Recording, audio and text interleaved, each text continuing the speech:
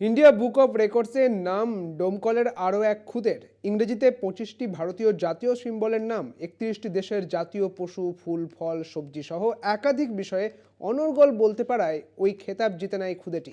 খুশি পরিবার এবং প্রতিবেশীরা।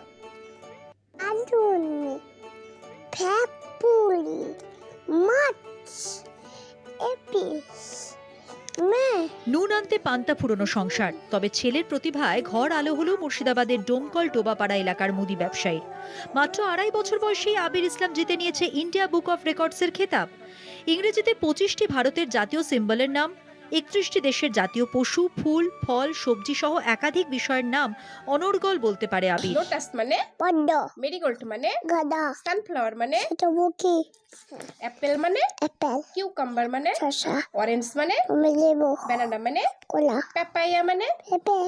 সেই প্রতিভার জোরেই ওই খেতাব প্রাপ্তি। একবার কোনো কিছু শুনলেই তা মনে গেঁথে নিতে পারে আবির। ছোটবেলা থেকে বিষয়টি লক্ষ্য করেন বেসরকারি স্কুলের শিক্ষিকা মা। শিশুপুত্রের প্রতিভা নিয়ে শুরু হয় এলাকায় আলোচনাও। এলাকার মানুষজনের পরামর্শে 9 জানুয়ারি ইন্ডিয়া বুক অফ রেকর্ডসে আবেদন করেন আবিরের পরিবার। 9 দিনের মাথায় ইন্ডিয়া বুক অফ রেকর্ডস থেকে জন্মের প্রমাণপত্র সহ আবিরের প্রতিভার বিষয়সমূহ পাঠাতে বলা হয়। বাকি কিছু আনুষ্ঠানিক প্রক্রিয়া, সেগুলি পূরণ হলেই আবিরের ঘরে এসে পৌঁছবে ইন্ডিয়া বুক অফ রেকর্ডসের শংসাপত্র।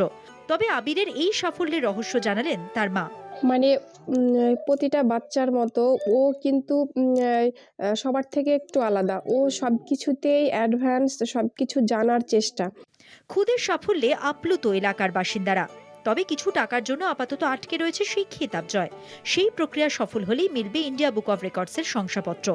ডোমকল থেকে রাকিবুল ইসলামের রিপোর্ট, কলকাতা টিভি।